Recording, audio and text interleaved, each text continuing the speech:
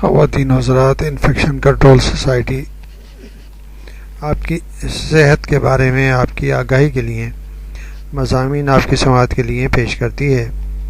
ہم کچھ ایسے مضامین آپ کی سماعت کے لیے پیش کرتے ہیں کہ جو روزمرہ کے معاملات اور عوام الناس کے لیے معلومات فراہم کر سکتے ہیں۔ ساتھ میں یہ مضامین ٹریننگ کے لیے بھی استعمال کیے جا سکتے ہیں۔ مڈ وائفری کے بارے میں مسلسل مضامین آپ کی سماعت کے لیے پیش کیے جا رہے ہیں۔ ہم بتانا چاہیں گے کہ والدین بننے کی تیاری حمل کے دوران روزمرہ کے معاملات کیا ہو سکتے ہیں، یعنی preparing for parenthood daily life in pregnancy, یعنی کہ پیرنٹس بننے کے تیاری کس طرح کی جانی چاہیے۔ حمل کے بارے میں حاملہ خواتین کی معلومات بڑھانے کا ذکر ہو تو پہلے یہ دیکھنا ہوگا کہ خود ہمیں کن باتوں کا علم ہونا چاہیے۔ انہی باتوں کے بارے میں اور انہی باتوں کا جائزہ لینے کے بعد والدین بننے والوں کے لیے کون سی چیزیں سیکھنے میں مدد دیتی ہیں، عورتوں کی موجودہ معلومات کیا ہیں، مختلف عورتوں کی مختلف ضروریات کیا ہو سکتی ہیں اور ان کا پتہ کس طرح چلایا جا سکتا ہے، اور آنے والے جوڑوں کی حقیقی سوالات کا جواب دینے کے لیے کس طرح معلومات مہیا کی جا سکتی ہیں۔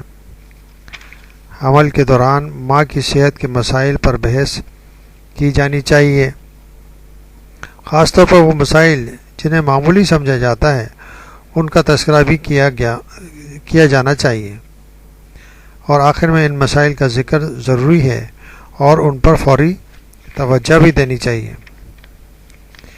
وہ باتیں کیا ہیں؟ ان باتوں کا پتہ لگایا جائے جن پر دھیان دے کر حاملہ خواتین معلومات میں مؤثر طور پر اضافہ کیا جا سکتا ہے۔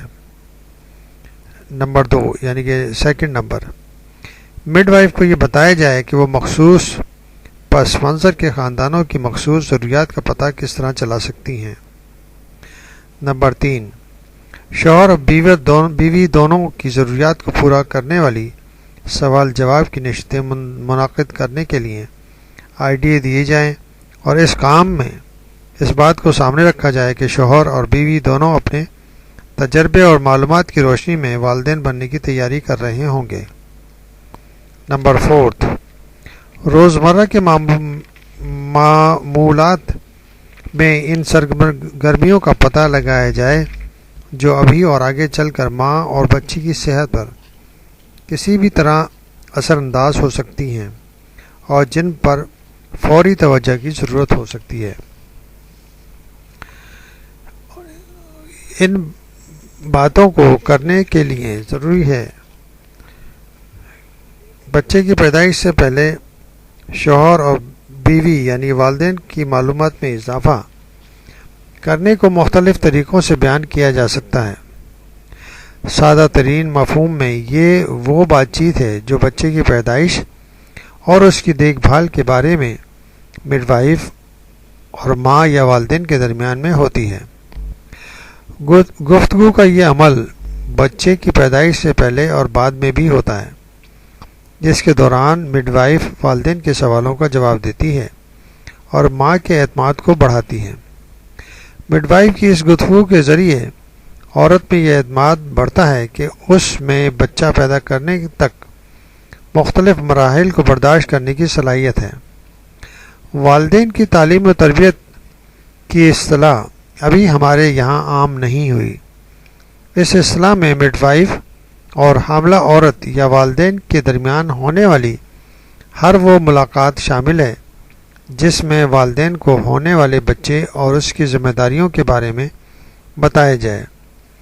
اس اصطلاح کو سمجھنے کے لیے مڈ وائف کو یہ جاننا چاہیے کہ لوگ کس طرح سیکھتے ہیں اور کیوں سیکھتے ہیں۔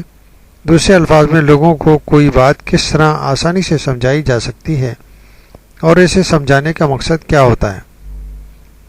مڈ وائف ان باتوں کو جان لے تو وہ میاں بیوی کو حمل، پیدائش اور بچے کی دیکھ بھال کے بارے میں اچھی خاصی معلومات دے سکتی ہے۔ خاندان کی معاشی صورتحال والدین کی تعلیم و تربیت کو متاثر کرتی ہے۔ جس ملک میں محفوظ زچگی مشکل ہو وہاں تعلیم و تربیت صرف انہی خاص باتوں تک محدود رہے گی جن کی مدد سے زچگی کو محفوظ بنایا جا سکتا ہو۔